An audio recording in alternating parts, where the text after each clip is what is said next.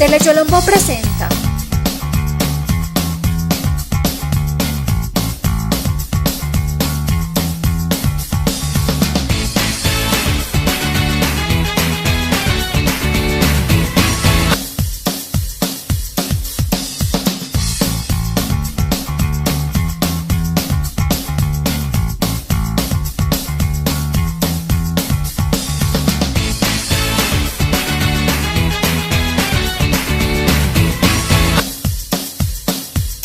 Magazine educativo, Educadores en Acción. Reciban una cordial bienvenida a su programa Magazine Educativo Educadores en Acción. Hoy este programa se está originando desde el Hogar Santa Ana de nuestro municipio, donde se viene realizando una muy bonita labor social, y precisamente me encuentro con la directora de esta institución, la hermana Maritier. Hermana, bienvenida a nuestro programa. Muchas gracias de su invitación. Bueno, hermana, yo siento que tienes muchas cosas que contarnos acerca de esta labor que se viene realizando, pero antes los invito a que veamos nuestros titulares. Los docentes del Nordeste se toman a Yolombo en cumplimiento de tareas del Paro Nacional de Educadores. Magazine Educativo Educadores en Acción visitó el Centro de Bienestar El Anciano de nuestro municipio. Explicamos qué se alcanzó con el paro. Investigador yolombino explica los orígenes de lugares históricos de nuestro municipio. Hermana, cuéntenos un poquito acerca de la historia de esta institución en la que usted ya lleva bastantes años trabajando. Asilo como llevaba con muchos años, pero yo no conozco como bastante la historia de asilo de San Lorenzo. Ajá. Pero yo puedo contar como la historia de llegada de hermana Josefina, porque yo soy una de las fundadoras de las hermanas trinitarias. Excelente. Entonces, 1996, 7 de marzo, hemos llegado a Yolombo para poder trabajar y ayudar a los pobres como ancianos. Pero había el tiempo no era favorable. Entonces hemos esperado 3 años. 1999, yo creo, en mes de septiembre. Sí. Padre Ignacio Montoya y hermana Josefina han abierto un nuevo centro de los abuelos ahora como actualmente es Casa de Yolombos. Entonces empezó allá. Entonces en este momento había 2 asilos en Yolombo. Un asilo aquí como asilo de San Lorenzo y Hogar Santa Ana arriba en Casa de Yolombos. Pero había entonces hermana Josefina, ella quería mucho a los abuelos.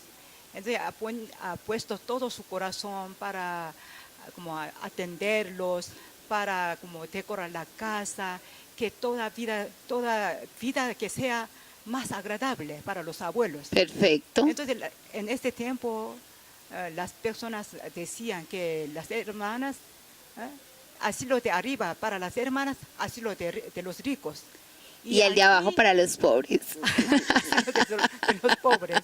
Entonces, Sí. Entonces, allá tenía más o menos 20 abuelos. Ajá. Pero aquí tenía como una dificultad de administración, problemas.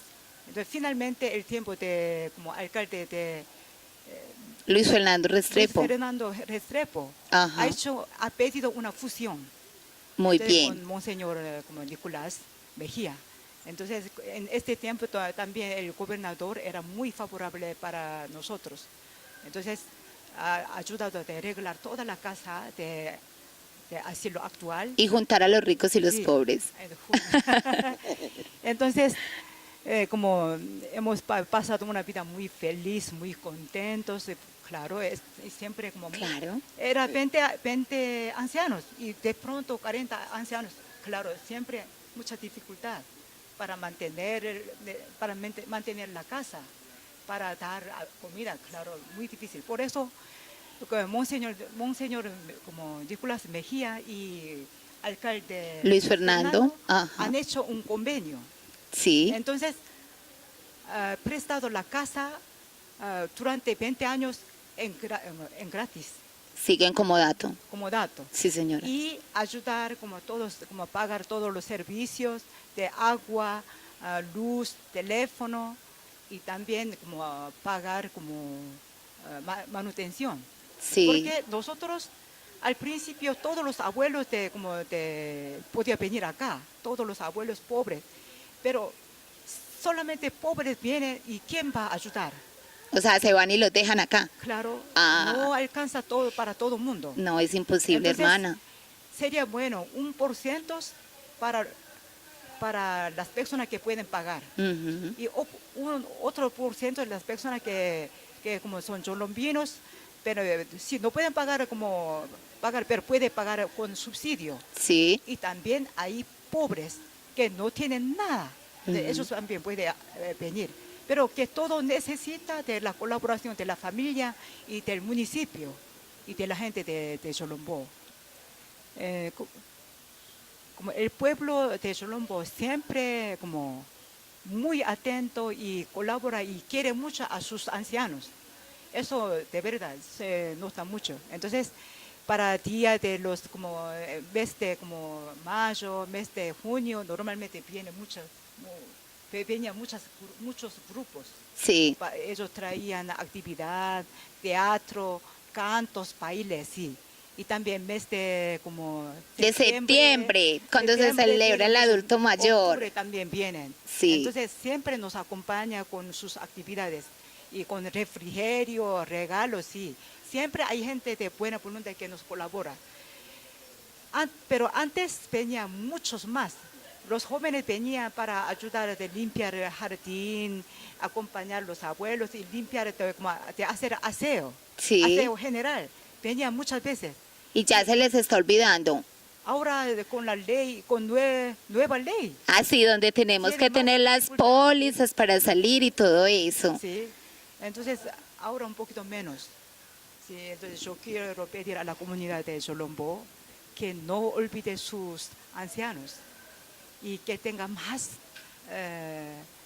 atención y muestra sus cariños para que ellos se sientan felices aquí, porque muchos abuelos que tienen herida en su vida, muchos abuelos, cada abuelo tiene su historia antes de venir aquí y la historia de ellos muchas veces yo no conozco. Y deben de ser Después también muy descubrimos, tristes. sí. Sí. Muy, muy interesante su hermana, y justamente pienso que es un espacio bastante interesante porque mire, este programa es para toda la comunidad yolombina, pero especialmente para los maestros. Entonces cada uno, de acuerdo al llamado que usted acaba de hacer, también debe de ponerse la mano en el corazón y mirar de qué manera vamos a venir a acompañar a nuestros abuelos, de qué manera la podemos acompañar a ella en esta labor tan bonita que está realizando. Que no hay póliza, que las directivas no nos lo permiten, entonces organizamos un espacio en la tarde para venir, porque también hay muchos estudiantes que les gusta venir a este espacio y nosotros tenemos que sembrar en ellos como también ese amor, porque es que todos vamos a ser ancianos, todos tenemos unos papás que van a ser ancianos, tenemos a nuestros abuelos. Entonces, hermana, ya para finalizar, darle los agradecimientos, y queda ese mensaje tan grande para la comunidad yolombina, que no olvidemos que acá está el Hogar Santa Ana esperando de todos ustedes.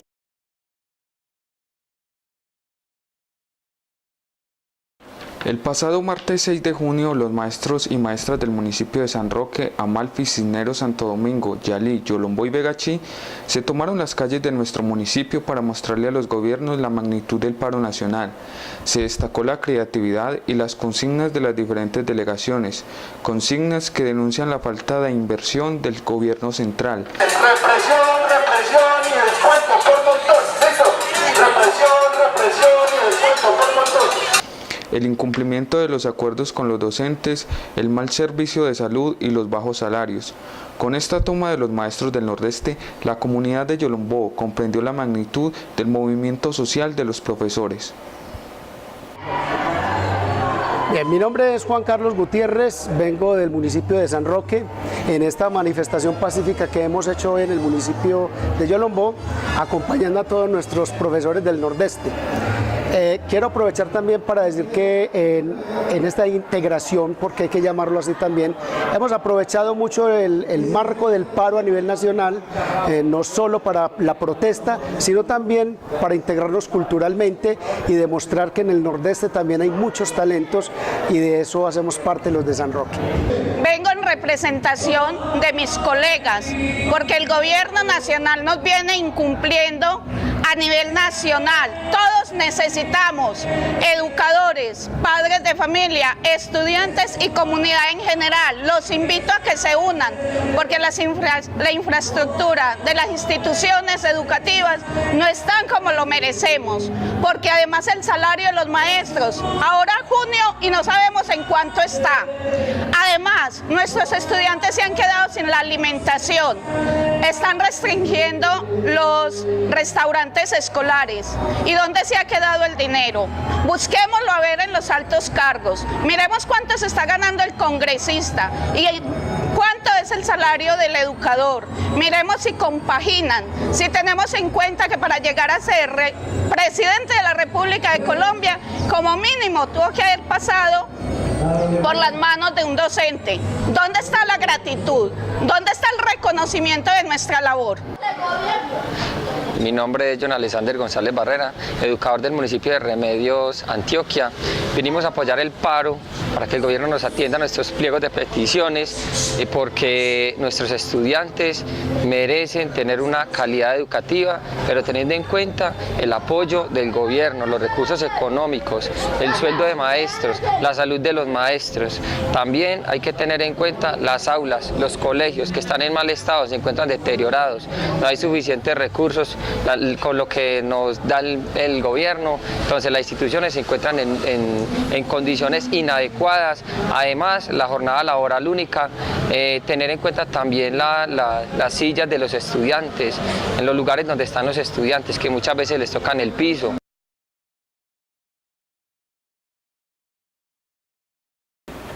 En esta emisión también nos vamos a referir a un tema que es de suma importancia para todos nosotros los yolombinos y tiene que ver con un poco de historia acerca de algunos lugares que para nosotros son muy importantes. Y para ello me encuentro con el señor Jorge Gallego, quien es un investigador local. Jorge, bienvenido al programa Magazine Educativo Educadores en Acción. Muchas gracias a usted, profesora. Bueno, yo sí quiero como sacarle muchísima información porque nosotros hemos oído hablar del templo, del hospital, del cementerio, de la Casa de la Cultura y hemos oído que hay mucha historia, pero realmente no la tenemos tan clara como la tiene usted. ¿Por cuál quiere que empecemos? Yo le voy a dar una introducción a esa situación de la parte histórica. Sí. Lo que pasa es que esa información se encuentra recopilada, para eso existen los archivos. Y aquí hay buena información en los archivos, pero hay un inconveniente, que la documentación no está bien legajada como debe estar. Entonces uno se enfrasca, por decirlo así, haciendo una investigación, si la va a llevar cronológicamente. Me explico, ¿qué pasó cuando yo hice esa investigación en el archivo de la administración? Para poder organizar el trabajo, yo me demoré aproximadamente 8 años investigando en el mero archivo del municipio. Entonces me tocó coger libro por libro y empezar a hojear todos los documentos. Como uno no puede sacar fotocopias ni ningún otro por otro estilo, entonces me tocaba era ir transcribiendo. Y así empecé a armar la historia. O sea, que quiere decir que en algún momento usted fue un trabajador del municipio y ahí es donde se motiva como a empezar a hacer todo este proceso. No, como trabajador del municipio no, porque yo... Usted se inspiró solito, sí. Le llamó la atención el tema y entonces así es que inicia. No, eso es correcto. ¿Cómo nació esa parte de la historia de este municipio? Vamos a hacer retroceso. Lo que pasa es que yo no soy yolombino, yo soy de Puerto Berrío. Sí. Cuando llegué a Yolombó, que llegué a trabajar aquí, empecé con las mismas dudas que tienen los recién llegados. Bárbara Caballero, la marquesa.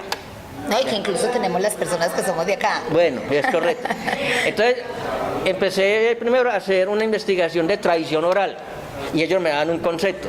Ajá. Pero entonces empecé a mirar que esa no es la realidad histórica, que para eso existían documentos. Entonces me fui a los documentos. Ajá. Y entonces, en el tiempo en que estaba en descanso, yo laboro aquí en la institución de Eduardo Aguilar, en tiempo de descanso iba a los archivos y empecé a recopilar esa información.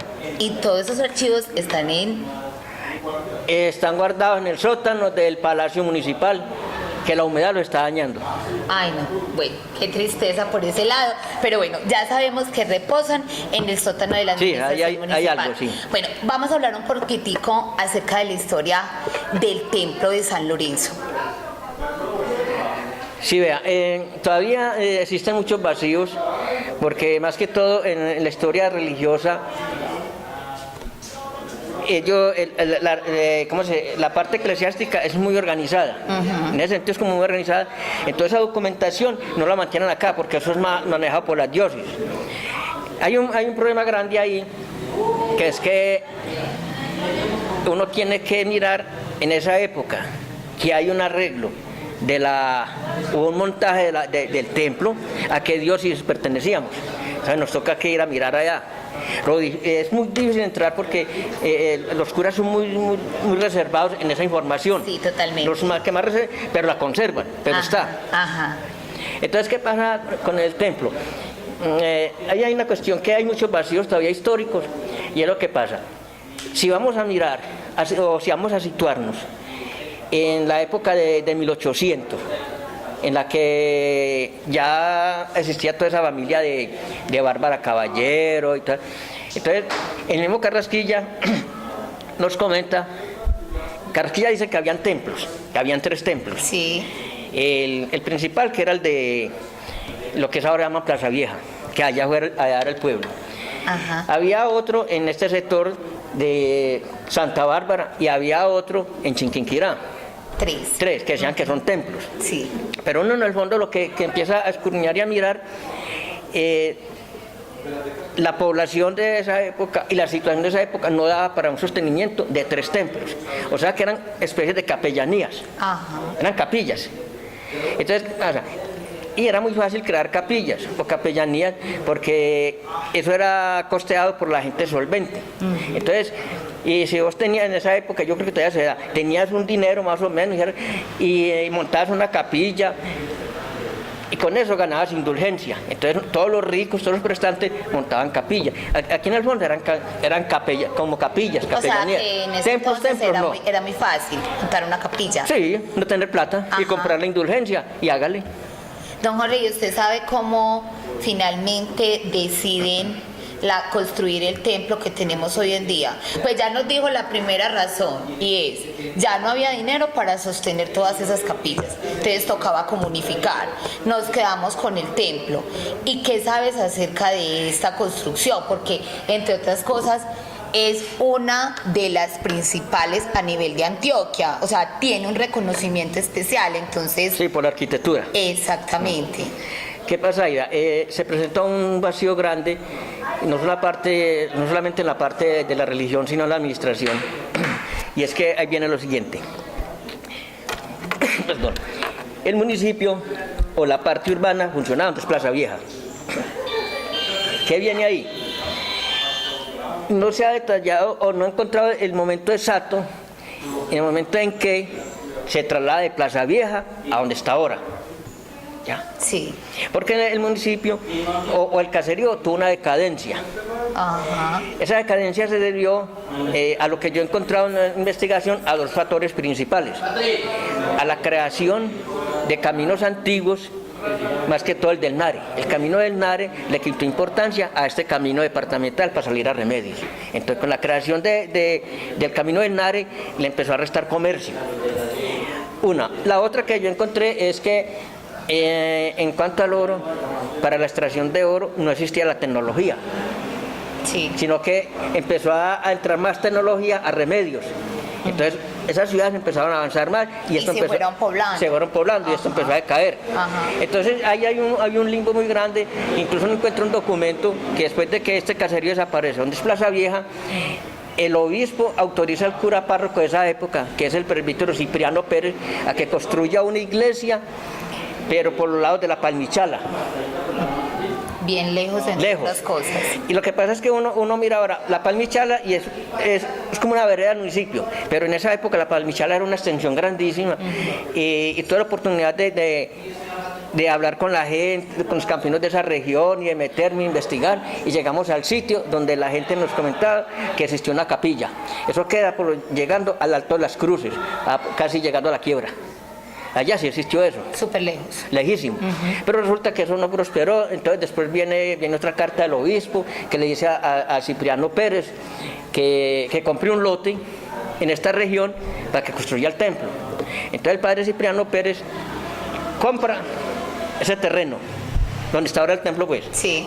Pues vamos a hablar, donde está el templo ahora, ¿cómo era así? Sí. Entonces el terreno donde está el templo lo compra Cipriano Pérez, pero él lo compra a título de él. Pero él lo tiene que traspasar a la parroquia. A la parroquia, es correcto, sí. Ajá. Entonces para eso existían los famosos mayordomos de fábrica. Entonces él es el que compra esa propiedad. El padre Cipriano empieza a construir en una sola nave, lo que sale siendo ahora la nave central. La nave central. Pero la construye en un material muy malo, lo que llamaban bahareque. Y el techo era de Iraca, entonces estaba propenso a muchas cosas. No, pues a que se cayera con incendios cualquier... y todas las cosas, ya. Incluso hay documentos que él tiene problemas con la alcaldía, porque al hacer el banqueo, para hacer esa primera nave, esa capilla, empiezan a tirar esa tierra a una calle. Entonces al padre lo demandan, que padre, que vea, que es correcto, que sé por qué está tirando la tierra a la calle, que vea, que está generando pues una cantidad de cosas, de perjuicios. Bueno, entonces es Cipriano Pérez en quien inicia esa construcción. La inicia más o menos en 1887. Él funciona ahí hasta 1917 que fallece. Ahora otra cosa, hagamos un paréntesis, de lo que yo he encontrado. Entonces, como te digo, así en el paréntesis que la charla llamo, yo he encontrado de que ejerciendo o siendo, ¿qué?, como párroco, he encontrado 3 sacerdotes que han fallecido, pues siendo párrocos, con gran redundancia. Lo que fue el padre Blas José Obregón. Obregón falleció siendo párroco. Cipriano Pérez falleció siendo párroco. Y hace poco el padre Arcadio falleció siendo párroco. O sea, qué miedo ser párroco en Yolombo. Sí, a lo mejor. Entonces, sí, Cipriano construye la primera nave, ya continuando con la historia del templo. Después llega un sacerdote, que se me escapó el nombre del sacerdote, y hace las otras 2, arregla la primera. Ajá, porque estaba en un material supremamente ordinario, pues. Ordinario. Ajá. Y arregla esa y amplía a 3 naves. Eso estamos hablando más o menos de 1920. Al poquito tiempo llega el padre Zuluaga. Y le hace las otras. Y Zuluaga entonces amplía a las 5 naves. Ahora, había una facilidad para construir el templo. Pues, los curas han sido muy visionarios y todas estas cosas, y ellos no tienen tropel y no se atrancan para esas obras. Entonces, cuando la curia empieza una obra, pues rapidito la terminan.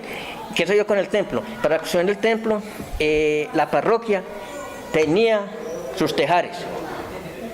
Y de esos tejares ya salía todo el material. Claro. Ahora le cuento a la gente, pues ya esto es como parte del terreno oral, que cuando la gente iba a confesarse, la penitencia que les colocaba el sacerdote era bajar al tejar y de acuerdo al pecado, cierta cantidad de adobes o cierta cantidad de telas. Ah, no, pero así no, con nosotros como somos de pecadores. Con tantos pecadores. Era donde lo estuviéramos construyendo en este tiempo, es hora de una. Estaba lleno esto de iglesias. Qué bien. Pero entonces hay un dato muy interesante. Entonces cada uno llega, va haciendo la ampliación, pero lógicamente conservando la estructura. Y el frontis. Y había unos requerimientos desde la parte estética y todas esas cosas que fueron pues muy bien pensados. restaurados y obviamente fueron conservados, o sea, se respetó desde ellos que respetan inició. mucho la estructura, es Ajá. verdad.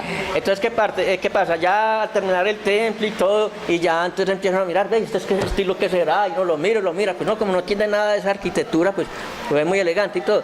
Pero ya uno escuchando conferencias de los arquitectos y todo, Arquitectos. ¿sí? Ellos dicen que el estilo de esta iglesia es ecléctico. O sea, una combinación de todos los estilos, del gótico, del romano, de todos los estilos antiguos. Y sobre todo hay algo muy importante y es que en estos tiempos, en estos años que usted acaba de mencionar, primaban unos estilos en cuanto al arte, entonces ahí es donde se empieza a hacer la combinación. Por ejemplo, los vitrales, eso tiene una explicación del arte, ¿cierto? Lo mismo que todo lo que tiene que ver con esos arcos, en ese tiempo estaba de moda, como ahorita tenemos dentro de la arquitectura unos diseños que también son muy especiales, súper modernos y todo, es eso, pero ellos respetaron todas esas, todos esos cánones, ¿cierto? Ellos, la iglesia siempre como que ha respetado mucha tradición de esas construcciones. Es excelente, y lo que usted acaba de decir, muchos vacíos, pero también qué rico uno poder compartir en un espacio como estos con una persona que también tiene muchísima información y que por derecha nos está diciendo dónde se encuentra recopilada y organizada. Ahora, si nosotros como yolombinos no vamos y buscamos para saber más algo acerca de nuestro pueblo, pues ahí sí hay una gran falla. Vamos a hablar un poquitico acerca de la Casa de la Cultura, porque es que la Casa de la Cultura también ha sido un sitio muy representativo dentro de nuestro municipio. Sí, la temática de Casas de la Cultura como Casas de la Cultura es una cuestión muy nueva. Yo creo que usted se refiere es como al local o al sitio que había antes. Exactamente. Es correcto, bueno. Porque de eso también hay una historia bien larga, pero vamos a contar un poquitico apenas, como entonces, para que queden antojados. Entonces, ¿qué pasa ahí? Como ese era el pueblo primero, era el centro, entonces ahí quedaba, lo que es muy difícil detectar en dónde quedaba, pero ahí quedaban como las oficinas del gobierno. Ahí quedaba la capilla y ahí quedaba una escuela. Muy bien. Entonces, eso era como los centros principales. Incluso hay que mirar, es que primero la educación era niños y niñas. En ese sitio era la escuela de niños, o sea, la escuela de varones. Y más abajito, donde está, vamos a situarnos en los tiempos de ahora, donde está el mutuo auxilio. El mutuo auxilio era la escuela de niñas. ¿Ya? Y entonces no, escuela, y usted aquí, y no había esa revoltura de nada. En la parte rural, en cuanto a las escuelas, ya se manejaba por jornadas. O llamaban escuelas alternadas. Alternadas que un día estudiaban los niños y otro día estudiaban las niñas. Pero la idea es que no pueden revolver. No nos podíamos revolver, hasta hubiera sido mejor así. Bueno, entonces ya eso es cuando ahí está pues la parte del pueblo, ahí funciona todo eso. Ya después, como te dije, el vacío que había cuando eso se trasladó para acá, todo eso se cayó. O se cayó no, sino que empezaron a construir y a comprar unos terrenos, y al comprar unos terrenos se fue tumbando lo que había. Vamos al caso. Entonces llegó, por ejemplo, el municipio y empezó a ir comprando propiedades al pie de la escuela de niños. Y una de las propiedades que compró era donde estaba la capilla, y compró muchas propiedades. Ahí construyó lo que en esa época se llamaba una escuela moderna para niños, que es esa construcción grande. Pero esa construcción grande que hay ahora la han remodelado en 3 oportunidades hasta llegar a la que tenemos. Pero de todas maneras la base es la escuela de niños. Sí, ahí fue escuela de niños. Entonces por eso como el renombre que se le ha dado a la Casa de la Cultura en Yolombó. Sí, usted sabe que usted que es educador más que yo, que en toda esa estructuración de la educación y todo, entonces ahí quedaba la escuela, lo que llamó la Joaquín G. Ramírez. ¿Qué viene ahí?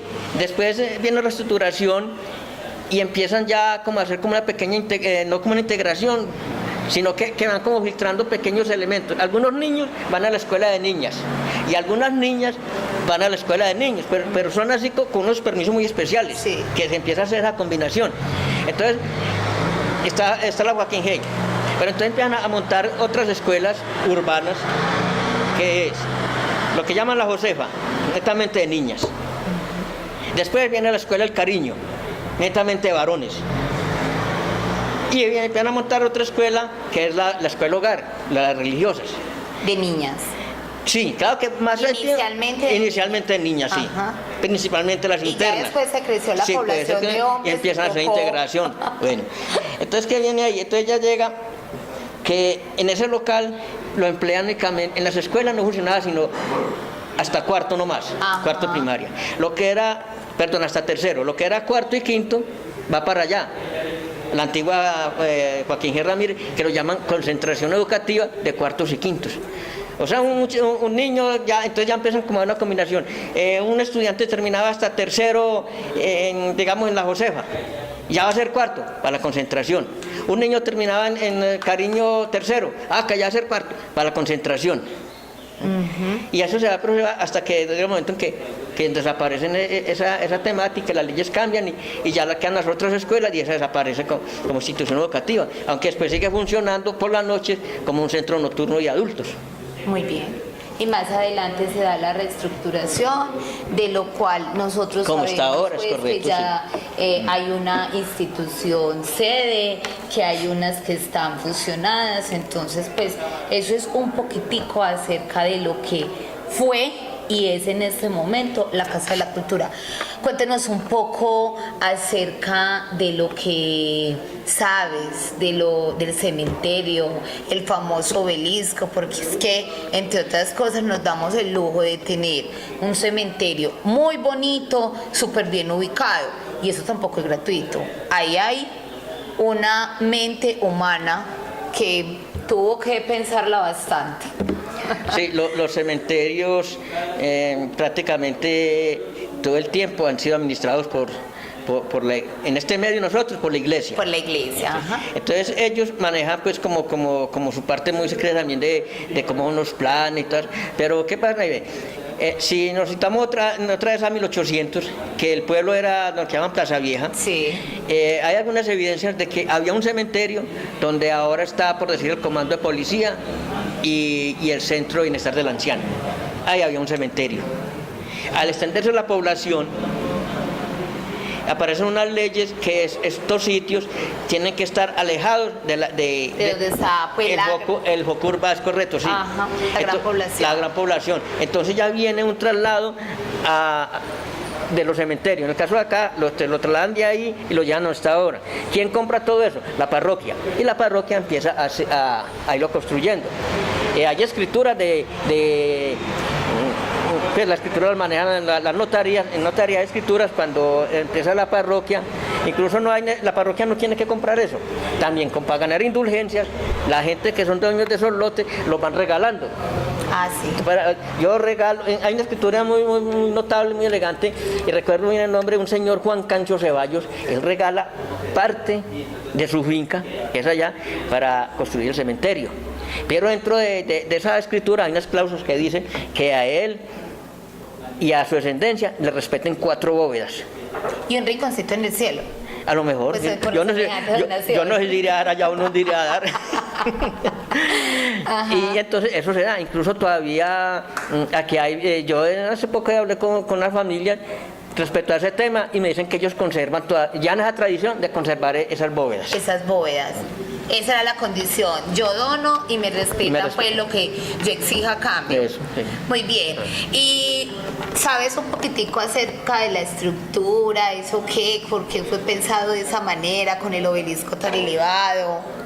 Sí, eso ya es obra del padre Zuluaga. El padre Zuluaga le metió todo el adelanto y todo el embellecimiento a este pueblo. Es obra del padre Zuluaga. Y como él le cuenta a uno, y hay que mirar también que el padre Zuluaga se ausenta del pueblo casi un año. Y en ese tiempo él está en Europa y a lo mejor copia muchas cosas de arquitectura y viene y amplía el cementerio. Muy bien. Y para el obelisco él también y aquí todavía encuentra gente antigua de la construcción del obelisco. Todavía tenemos encuentro una gente que estuvo en la construcción del obelisco. Wow, qué rico poder entonces De pronto los consigue uno. conversar con ellos y que nos cuenten, porque una cosa es que alguien recopile la información, pero otra es que estar allá, yo haber hecho parte tener la vivencia, lógicamente, de la construcción. Bueno, queridos televidentes, nos damos cuenta que don Jorge tiene muchísima información para compartir con nosotros y que es de suma interés. Yo les invito para que en el próximo programa continuemos, y a don Jorge también, porque realmente no nos alcanza el tiempo para que hablemos. Nos queda faltando el puente del Canalón, un poco acerca de lo que nosotros hemos llamado el Palacio Municipal, también hablar del tanque allá donde está Cristo Rey. Me consta que don Jorge se sabe la historia de los petroglifos en el Rubí de Peapá. Entonces, en la próxima emisión continuaremos con todo ese relato, con toda esta investigación que don Jorge también ha realizado. Yo los invito entonces a que veamos ahora el informe del presidente de la subdirectiva de nuestro municipio, quien nos va a hacer un reporte acerca de todos los acuerdos que se lograron en el paro que acaba de terminar el magisterio a nivel nacional.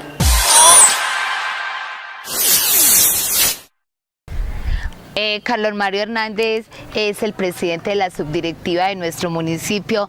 Yo te quiero dar la bienvenida. Hacía rato que no estábamos juntos en este programa. Bueno, gracias, Franci. De verdad que me es placentero estar contigo en este programa y poderle ofrecer una información a los padres de familia, a los estudiantes, como también a los docentes que participaron y igualmente a los que no participaron de esta valiosa lucha que la llamamos Paro Nacional del Magisterio Indefinido. Muy bien, y realmente, como usted lo acaba de decir, es de suma importancia, porque yo siento que a raíz de este tema todavía hay unos vacíos, todavía hay unas cositas que falta concretar, y nadie mejor que usted para que nos explique cuáles fueron esos acuerdos más importantes a los que se pudo llegar con esta lucha. Sí, Franci, en cuanto a los acuerdos, el Magisterio y principalmente la Federación Nacional de Educadores hemos declarado una victoria contundente frente a las políticas del Gobierno Nacional. Y cuando hablamos de esa victoria contundente nos estamos refiriendo a que nos hemos trazado un plan en un pliego de peticiones que le hemos presentado desde el 28 del mes de febrero de este año, y al 11 del mes de junio fue posible concretarlo gracias a la participación del 90% del magisterio a nivel nacional, como también de la participación de los padres de familia y de los estudiantes que nos estuvieron acompañando. Sí, porque realmente a mí me parece supremamente valioso. Incluso los estudiantes, ya estando en vacaciones, se seguían apoyando el paro, ¿cierto? Es correcto. En estos municipios donde los estudiantes, lo uno, no tienen como ese criterio democrático. Exactamente. Y lo otro, no tienen jóvenes impulsores, buenos líderes. En las grandes ciudades y en especial a nivel nacional existe una organización nacional de estudiantes, y desde la parte céntrica del país ellos hacen la convocatoria y los estudiantes de las demás ciudades se unen y empiezan a apoyar. Si algún gremio tiene fuerza, en especial en el país, son los estudiantes. Nos lo demostraron los estudiantes universitarios en el pasado paro anterior, donde tumbaron la ley de educación superior y le mostraron al gobierno que era posible de que ellos alcanzaran algunas reivindicaciones para alcanzar sus objetivos en cuanto a beneficios de la educación superior. Algo significativo. Lo lograron en menos tiempo y más contundente que inclusive nosotros los educadores. Excelente. Bueno, en materia de acuerdos. Bueno, vamos por partecitas. Exactamente. Bueno, yo este informe quiero resumirlo en 3 puntos esencialmente. Primero, el alcance político que tuvo el paro.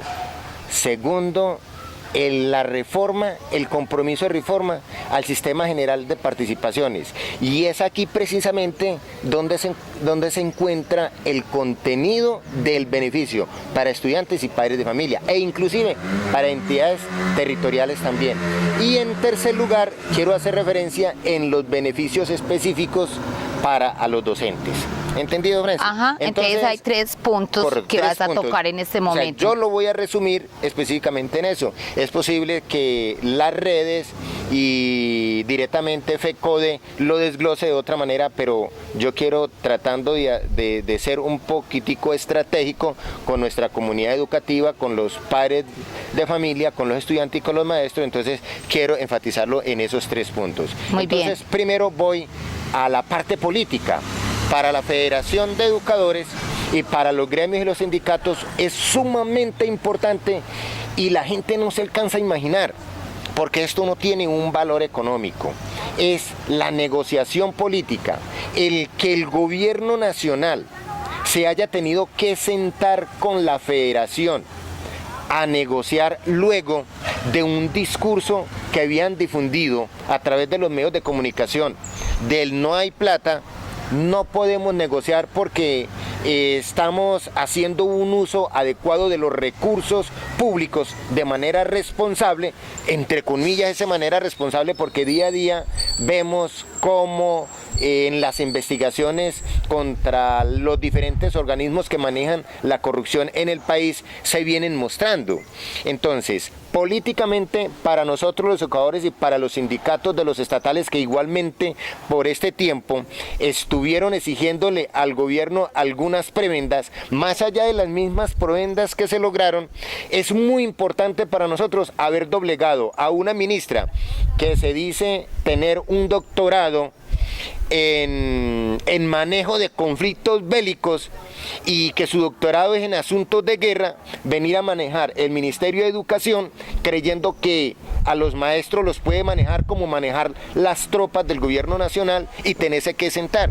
En este sentido, yo creo que ella no imaginaba que aquí no era necesariamente las armas ni las balas, sino que aquí lo importante era el manejo del discurso, y el manejo del discurso en el sentido de presentar ideas concretas y de presentar no solamente las ideas, sino de presentar los argumentos suficientes donde le mostramos al gobierno nacional que era indispensablemente necesario la inyección de más recursos para el mejoramiento de la calidad de la educación. Entonces, como sindicalista que soy, y sé que la federación igualmente así lo valora, un gran logro político al que ellos tuvieron que acceder. Es más, algo que me parece bien interesante, y es que al inicio del año 2017, en una locución del señor presidente Juan Manuel Santos, lo primero que dijo es que este año no habían recursos para el aumento salarial de los empleados públicos. Creo yo que lo que el gobierno nacional estaba pensando era que bastaba con actualizarlos, hacer un aumento salarial igual al de la inflación causada en el año 2016 y que con eso era suficiente. Con eso era posible que el Congreso le pudiera avalar al gobierno nacional una actualización de salarios, pero nosotros más allá de eso le hicimos reconocer al gobierno nacional y le obligamos a través del uso de la democracia, a través de paros pacíficos, con vinculación de estudiantes y con padres de familia, la necesidad del aumento salarial y también de los recursos que estábamos pidiendo para la educación y también para el sector salud, porque como lo voy a referir más adelante, tuvo una gran incidencia también para otros sectores económicos de los entes territoriales. Y algo que me parece muy importante es que finalmente muchos terminan entendiendo que es que el paro realmente se debía de dar, porque mira que intervienen otros entes en la negociación, porque la ministra dice no hay recursos, el presidente también lo dice, entonces hay un momento donde todos quedamos convencidos no hay recursos, pero ya empiezan a intervenir otros para mediar en la problemática que se estaba presentando, o sea, de alguna manera logran entenderlo, así sea la fuerza pues por el paro que se estaba dando ya tan masivo a nivel nacional. Es correcto, yo creo que hemos hecho uso de la democracia para ejercer soberanía en nuestro país, y entonces se cumple aquello de que el legislativo primario, que es el pueblo, entonces somos los que a nuestros gobernantes les decimos qué es lo que tenemos que hacer. Bueno, muy bien, Carlos Mario. Ahora vamos a continuar con el segundo punto, que tiene que ver con el Sistema General de Participación, en el cual nuestro presidente de FECODE, Carlos Rivas, fue bastante reiterativo. Y yo siento que fue como ese punto crucial, al cual casi no se llega al acuerdo, porque inicialmente se pensaba, se le aumenta el salario, se cumplen con acuerdos que fueron pactados en 2015 y listo, y el paro se acaba. Pero realmente toda la comunidad y toda la gente pues que estaba al tanto de lo que venía pasando se dio cuenta, no, es que esto no ha terminado. Falta el Sistema General de Participación. Bueno, contémosle a nuestros televidentes cómo fue que quedó este tema, en qué consiste todo este proceso a nivel nacional.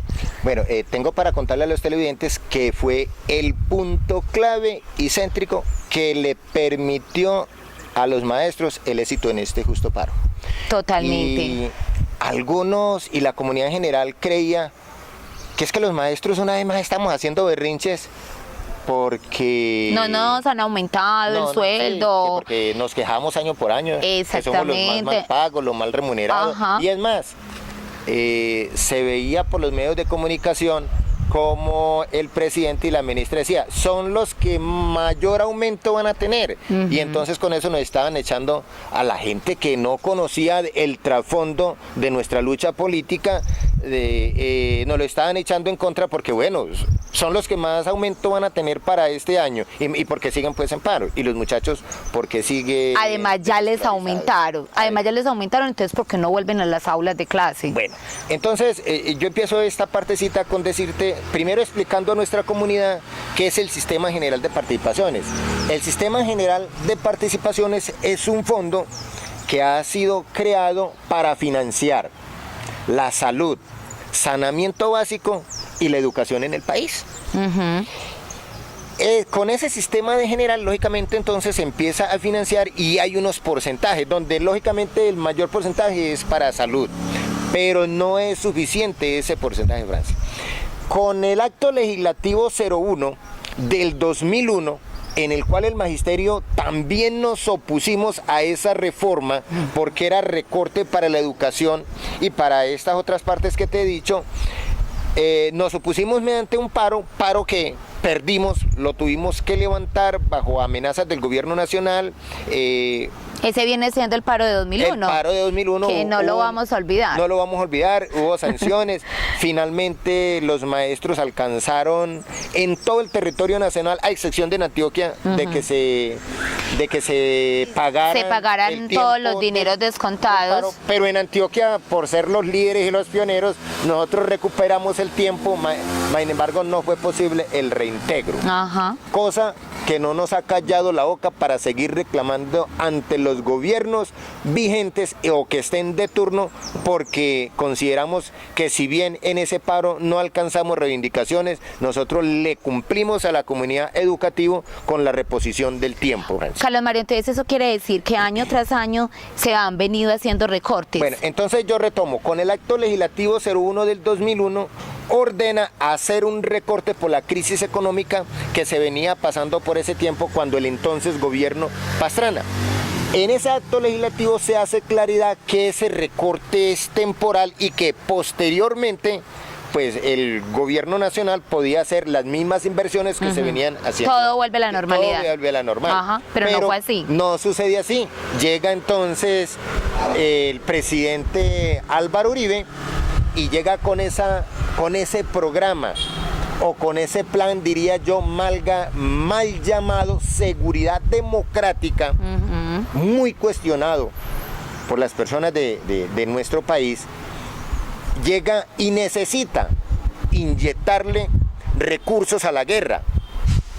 Que viene otro recorte. Y entonces lo que hizo fue extenderlo a tal momento que al año 2017, en el año en que nos encontramos, ese recorte a la educación, a la salud y saneamiento básico trascendió a 138 billones de pesos. Es una cantidad de plata exagerada. Ese recorte. Por eso es que cada día en educación no podemos mejorar. Cada día estamos mal.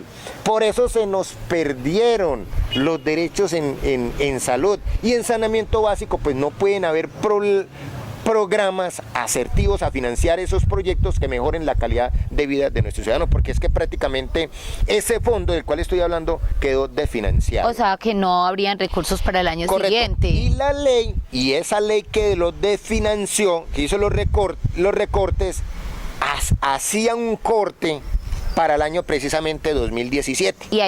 Y entonces ahí quedaba el fondo y queda una inseguridad de, bueno, ¿cómo es que se va a seguir financiando la educación en el país? Cada uno la paga, no, esa podría ser una solución. Sí, nosotros creemos que si no hay fondo, era el paso a la privatización de la educación, y en este sentido es donde hay lugar al beneficio de los padres de familia. Excelente. Es más, ya se nos había dicho que no había presupuesto para pagarle al magisterio, sino escasamente hasta el mes de septiembre. No había presupuesto para octubre, para noviembre y para diciembre.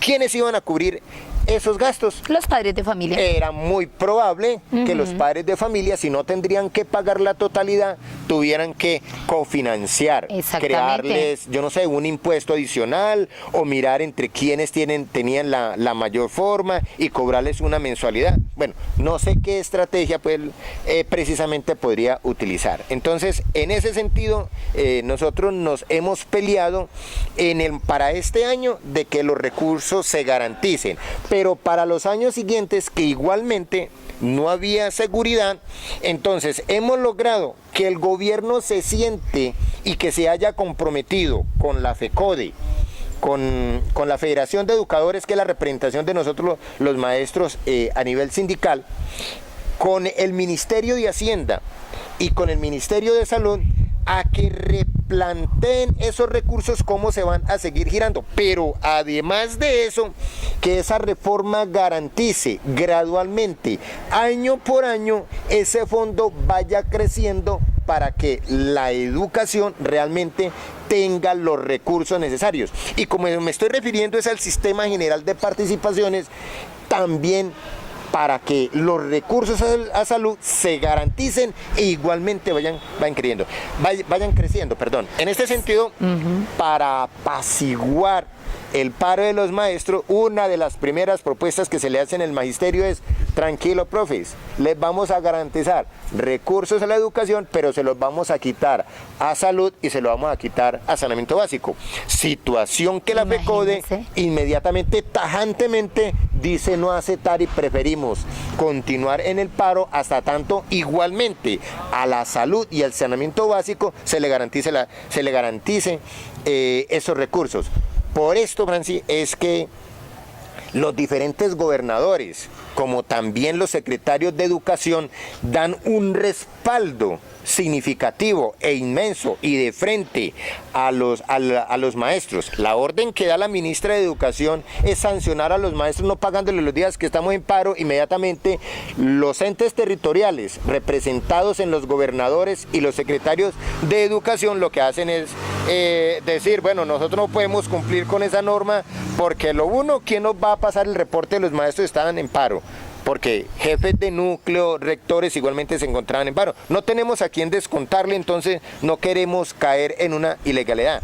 Y lo otro es que ellos dicen, es que el paro de los maestros nos está ayudando a garantizar los recursos para estos sectores. Lo repito nuevamente, para salud, saneamiento básico y también para la educación, como lo estamos. A mí me parece. Entonces, en ese sentido, esta fue la lucha, creo, en la que nos demoró más levantar el paro, porque el gobierno, como eso significa es cantidades de pesos y a largo plazo, no podíamos levantar el paro sin que antes no se garantizara esos recursos para la educación. Y como ya lo dije, Franci, fue el punto clave para nosotros tener éxito en esta justa protesta, manifestación o paro, porque estábamos pidiendo no solamente las prebendas para los educadores, sino también para los entes territoriales. Bueno, Carlos Mario, realmente este es un tema muy extenso. Aquí nos quedaríamos horas y horas hablando de un tema que es sumamente importante para, no solamente para el magisterio, sino para toda la comunidad educativa. Y quién mejor que usted para que nos ilustre, pero toca dejar pendiente para nuestra próxima emisión. Entonces, en este momento yo les quiero dar las gracias por estar con nosotros, por compartir con nosotros este espacio. Recuerden que los sábados a las 3 de la tarde se transmite la emisión, y a todos los profesores les queremos hacer la invitación para que compartan con nosotros sus experiencias significativas, para que nos inviten a nuestras instituciones. Bueno, Carlos Mario, y a usted pues muchas gracias, y realmente a mí me parece que nadie mejor que usted para que invite a todos nuestros maestros. ¿Qué opina? Sí, claro, gracias, Franci. Igualmente puedes reiterar tus palabras a los compañeros docentes, a los mismos directivos. Si nosotros no mostramos en nuestra profesión lo que hacemos, otros dicen otras cosas de nosotros. Entonces empecemos a mostrar las maravillas de esos procesos que realizamos con nuestros estudiantes, los talentos de los mismos jóvenes. Y bueno, y todas las actividades tendientes a la formación de nuestros jóvenes pueden ser posibles a través de este espacio si los maestros que nos ven nos invitan, y allá estaremos. Ahí nos organizamos de alguna manera y nos vamos a grabar allá y poderle contar a todos qué es lo que ustedes hacen en sus instituciones. Muchas gracias por estar con nosotros y hasta la próxima. Teleyolombo presentó